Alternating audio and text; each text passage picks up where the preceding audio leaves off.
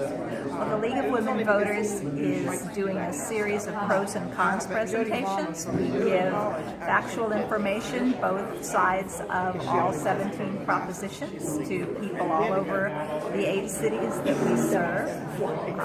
It is entirely a voter service activity, so we don't try and tell you which way you should vote. We give you the correct information, and then people can make up their own minds which way they wish to vote.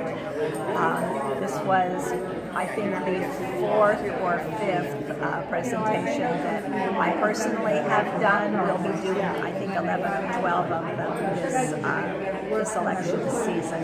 They usually run about an hour and 20 minutes because there are 17 propositions, so it takes quite a while to get through them all and to take questions from the audience.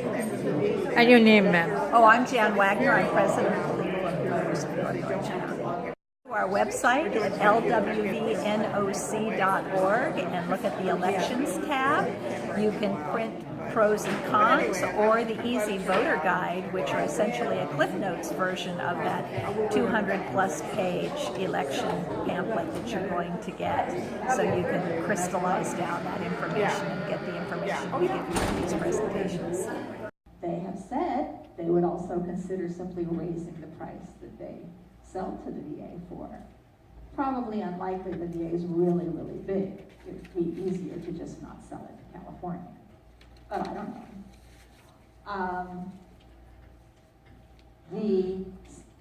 So the state might not be able to find out the information. The state may not be able to buy the drugs at the same price. It's not always clear. This is why you're seeing the veterans involved in the ads. Okay? So we don't really know how much the state could save. So those in favor say Prop 61 would make sure California is not paying too much for prescription drugs.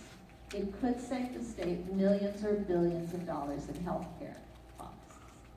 And the list of those who are in favor are the Democratic Party, Bernie Sanders, and a bunch of AARP. Okay. Those who are against say it would not apply to 88% of state residents. And by the way, it does carve out all of the Medi-Cal folks who are on a managed care plan. So about 75% of people on Medi-Cal, doesn't apply to them either. It would remove discounts the state currently receives and would increase healthcare costs, not reduce them. The pharmaceutical industry is against this, big time, okay? And interestingly, some medical associations. So that's 61.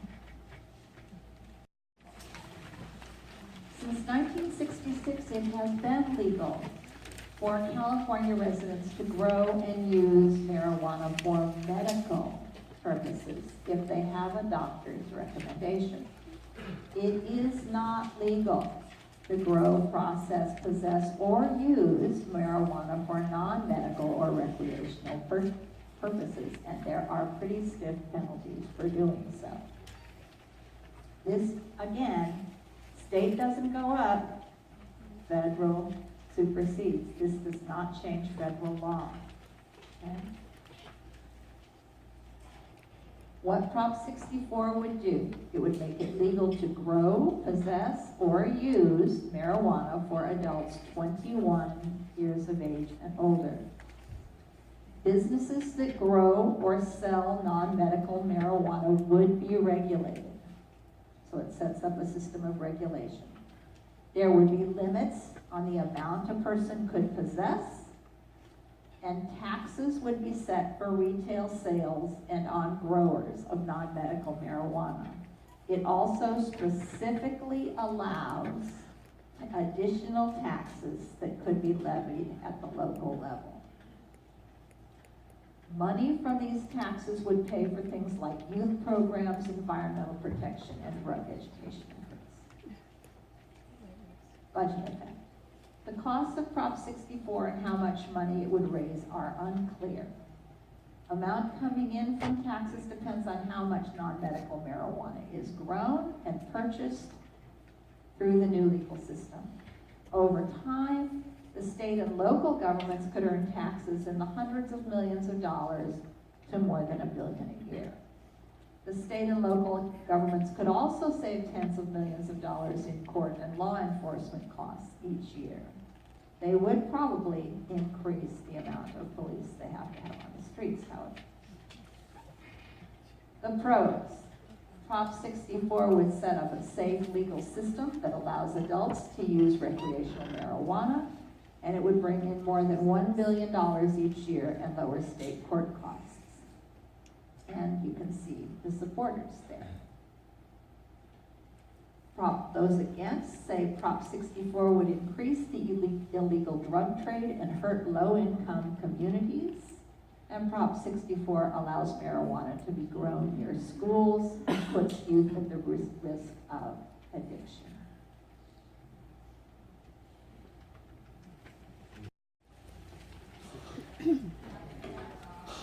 Okay. Well, you left me a dime up there. Thank you very much. Jan covered all the vice propositions, and I'm going to get the gun, death, and plastic bag ones.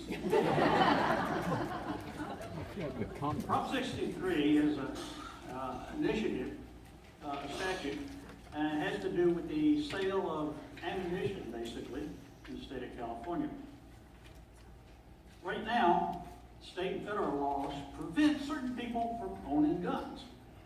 This includes people who have committed felonies, some other crimes, as well as certain people with mental illnesses. Right now, people buying a gun must get a background check through the Department of Justice.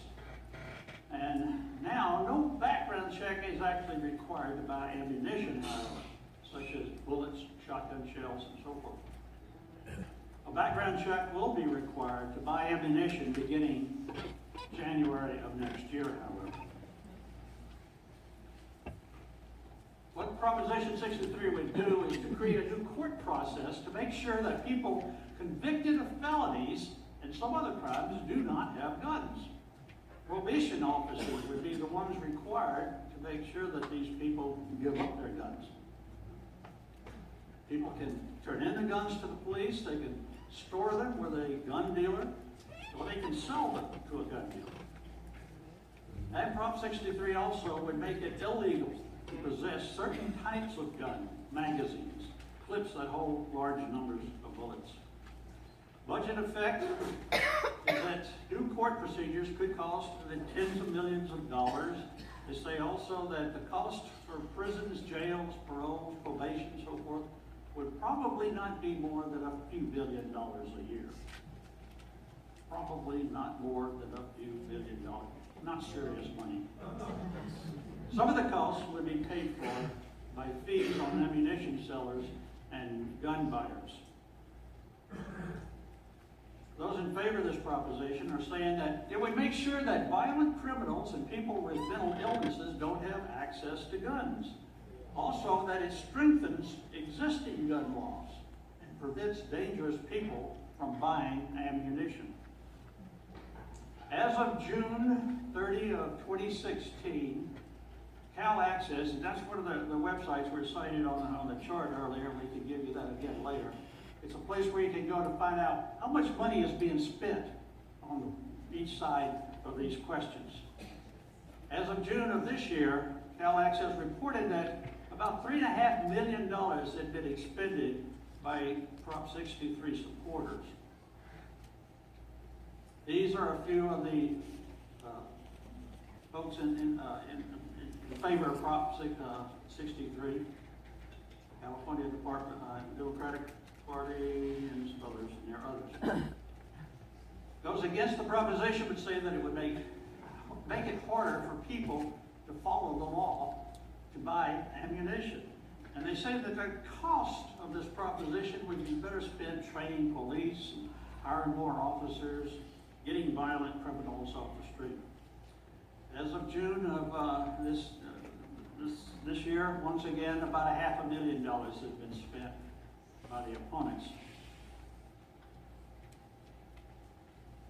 Now, the next two propositions deal with a similar subject. And they deal with the death penalty and how the death penalty is dispensed in California. And there are two propositions on the ballot that deal with the same subject. The question will always come up is, suppose both of them pass, what happens? This is a situation where that could very well happen. So, what we're going to do is talk about Proposition 62, which repeals the death penalty. And then I'll talk about the next Proposition 63, which talks about changing the sentence and the process for the death penalty. At the end of that, we'll show you what happens if both of them happen to pass. The way it is right now, some prisoners convicted of first-degree murder can be sentenced to death. Because legal challenges to the current method of execution, which is lethal injection, California has not executed a prisoner since 2006. There are currently 748 prisoners waiting execution on death row. And almost all of those prisoners are involved in various phases and kinds of appeals to their death sentences, leading to multiple court proceedings after their original conviction. What Proposition 62 would do is to pass, the proposition would eliminate the death penalty. Very straightforward. Gets rid of the death penalty in California. The maximum penalty for a first-degree murder then would be life in prison without the possibility of parole. And prisoners currently on death row would have their sentences changed to life in prison. All prisoners convicted of murder, including those serving life in prison, would be required to work. Right now, a prisoner on death row doesn't have to work. He's been on death row for 20 years, he didn't have to work. The amount of money that can be deducted from the inmate's pay would be increased from 50 to 60%. Right now, inmates that have to work have to forfeit about 50% of their pay. That money goes into a special fund which goes to try to help victims of, and their families of those crimes. The budget effect on this proposition, they say, boy, we're getting a lot of reading going. Let me try this. Let me try this one instead. Is that better? Oh, it takes a minute for it to come on. Is that better?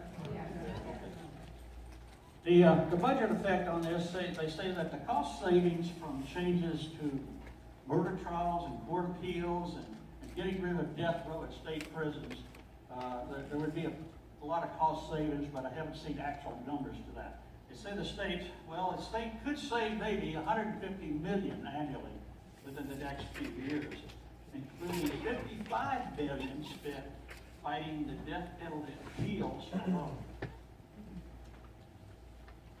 Those in favor say that getting rid of the death penalty would save the state millions in cost, and that this is the only way to make sure that an innocent person is not executed in California. Some supporters for this proposition are shown here, including the California Democratic Party. Those against the proposition say that we need the strongest possible punishment for the most serious first-degree murders. And they say that the pay that inmates would pay toward victims' families simply does not make up for the loss of life. And some of the opponents listed here. So, that's Proposition 62, repeal of the death penalty. Prop 66, however, changes the court procedures relating to death penalties. Right now, prisoners that are sentenced to death may fight the sentence before the California Supreme Court, and if they lose there, they can go on to federal courts. The process can take multiple decades and cost the state millions of dollars. Of the 930 people who have received a death sentence since 1978, 15 have been executed. And 103 of those have actually died waiting to be executed. Under current law, inmates that are sentenced to death must be housed in specific prisons. And I believe I'm correct. I believe there are only 2 prisons that have death row, and only one, I believe, death row for women. What this proposition would do would be to change the court appeals process for death sentences to shorten the time that it takes.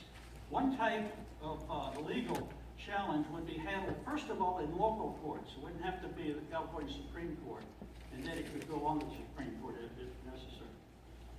There would be a 5-year time limit that would be placed on legal challenges to death sentences. And there could be additional lawyers that could be made available to represent death row inmates. Right now, only certain lawyers are qualified to represent those inmates. Inmates sentenced to death also could be housed at any state prison. Today, as I say, only a few have death rows, only 2 actually. They have to be transferred to a particular prison. So the budget effect, who knows? They say that the state costs would increase in the short term, possibly in the tens of millions of dollars, and this would be due to court costs from the new shorter time limits. So they have to go back and change the time limits. The measure could also save money for state prisons in that because they wouldn't have to be housed in specific state prisons as they are now. Those in favor say that the appeals process for death row inmates needs to be quicker and less complicated. Also that it would save money and ensure that justice is carried out in a timely manner. Some of the supporters listed here, including, surprisingly, Herbert Alexander, who's a former NFL player, and he's now involved with family member multiple homicide victims. Those against this proposition say that it would cost the taxpayers tens of millions of dollars in legal and lawyer fees, and also that shortening the process actually would increase the risk of executing an innocent person. Some of the opponents listed here, and there are many more listed in the voter guide. Now, the question comes up if both, it's fairly straightforward if either one of these passes. What happens if both of them pass? This is essentially one issue, death penalty, for 2 propositions. If only 62 passes, the death penalty is repealed. If only 66 passes, the death penalty process is reformed. Pretty more simple. If both pass, the one with the most yes votes wins.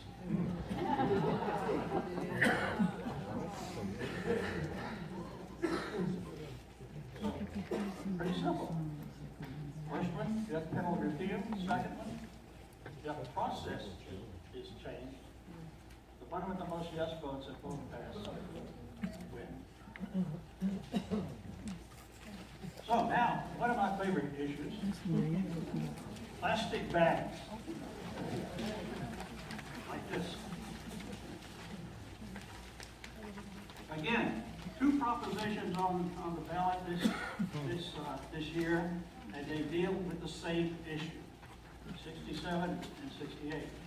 We'll look at, first of all, 67, which has to do with banning plastic bags. This is a referendum. Jan mentioned earlier that there's one referendum on the ballot, and this has to do with Senate Bill 270, which was passed back in 2014, and it said it basically banned the use of single-use plastic bags in California. Proposition 16 gathered enough signatures to put that law in abeyance until the result of the election this year. So the question is whether this law should go into effect. The way it is now, a lot of local communities have laws that prevent some stores from handing out single-use plastic bags. And some of these laws require stores to charge for paper or reusable plastic bags, or reusable bags, I should say. and allow those stores, however, to keep the money they made from selling the bags.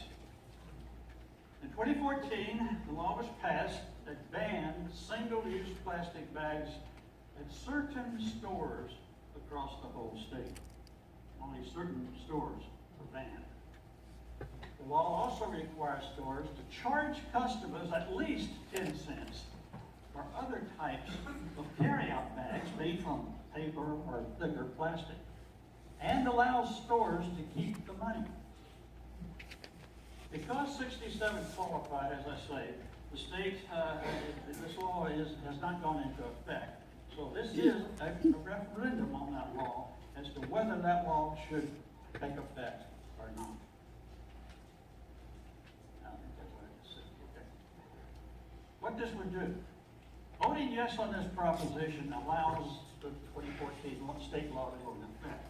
And across California, single-use plastic bags would not be allowed at grocery stores, convenience stores, large pharmacies, and liquor stores. Only certain stores are affected. Those stores would be required to charge for paper or thicker plastic bags, and they would be able to keep the money. Voting no on this proposition would prevent the law from going into effect across the state. Election effects are forecasted to be relatively small. The state cost for overseeing the law would be, they say, about less than $1 million, and the cost would be paid for by fees based on companies that actually manufacture the bags. Here's what the folks in favor of the proposition say: that single-use plastic bags are bad for the environment and they harm wildlife. That this proposition protects animals and saves the state millions of dollars in cleanup costs. Many communities have banned plastic bags already, and most of these are coastal communities because they tend to wind up in the ocean after a period of time. Also, they say that it's time to extend the ban across the state. There are, as you might expect, a lot of people involved in favor of this proposition. And starting out with Jerry Brown all the way, lots of different organizations and people on board in favor. Those against the proposition say that it would require stores to charge 10 cents for bags that can be reused instead of offering them for free. That it would also allow grocery stores to keep millions of dollars from selling those bags. Stores should not be able to keep the money they make from selling bags, in other words. As again, lots of opponents against this particular proposition. By the way, a number of the opponents listed, and I'm not sure we have them there, but there are a number of companies that actually manufacture the bags themselves, as you might expect. Now, the other proposition that deals with plastic bags is 65. And this concerns only the money that is charged for the plastic bag. What happens to the money? You have to follow the money here. Both of these are statutes. Michigan statutes, by the way, don't affect the Constitution. Right now, about 150 cities and counties have laws forbidding grocery stores and some other retail stores from handing out these plastic bags. Some of these laws require stores to charge, as I mentioned before, for paper and reusable plastic bags and allow the stores to keep the money from selling the bags. It's estimated about 15 billion single-use plastic bags are handed out in California each year. That works out to about 400 plastic bags per person. My wife and I personally use about 365 because we use one with cat litter every day. What the proposition would do is to change the way the money for selling those carry-out bags is used if a statewide ban is ever passed.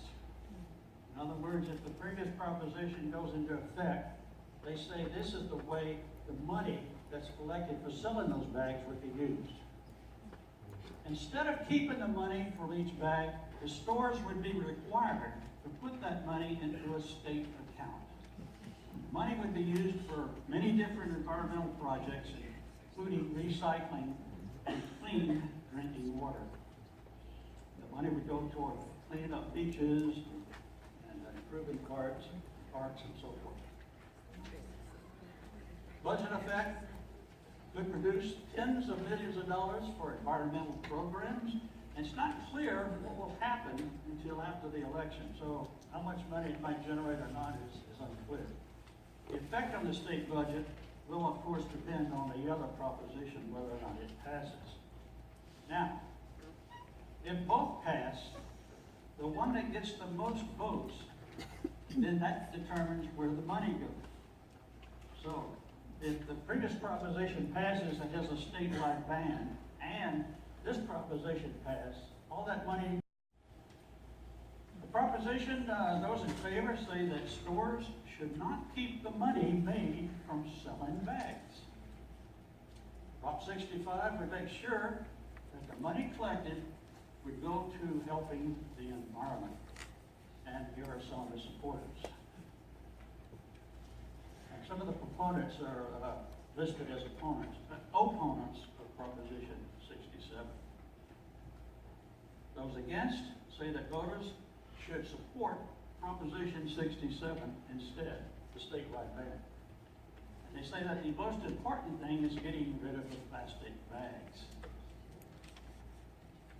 They say also that this proposition will not make very much money for the state because people will start bringing their own bags. And like us, perhaps you have an inventory of plastic bags that you can fall back on. Some of the opponents are listed for this proposition. So, if both of these pass, or they both deal in the plastic bag, but in different ways. And by the way, the initiatives, start reading into the details. You know, in the voter guide, you have the summary of the proposition, but in the back of the guide is the actual wording of the proposition that would be put into law. You start digging into some of the details. It's rather interesting. For example, they even identify and define what a reusable plastic bag has to be. For example, it has to hold 22 pounds to be carried over a distance of 175 feet. And it has to be reusable 125 times. These are numbers actually in the proposition that will become law. So it gets pretty into it. So, if only 65 passes, state fund would continue handing out plastic bags if allowed by state law. That's 65. If lawmakers decide to pass a bill banning single-use plastic bags anytime in the future, then the stores, it would allow the stores to charge a fee on the sale, and the reusable, the money would go into the environmental fund. In other words, if the other one doesn't pass, then things stay the same except for where the money goes. If only 67 passes, stores across the state would not be allowed to hand out those single-use plastic bags. And by the way, it mentions only certain stores. Pharmacies was in there as one of those, by the way. But if you're at the pharmacy and you're buying prescription drugs, they can go into a single-use plastic bag. They're exempted. And they're very different kind of, so it gets very detailed and interesting if you dig into the actual details of these propositions. If only 67 passes, stores would be required to charge with plastic bags, but the stores would be able to keep the money. So, if both pass, the statewide ban goes into effect. The proposition that gets the most yes votes, again, determines where the 10-cent fee goes. Either the environmental fund, 65, or to the stores. But the continue is now a no vote on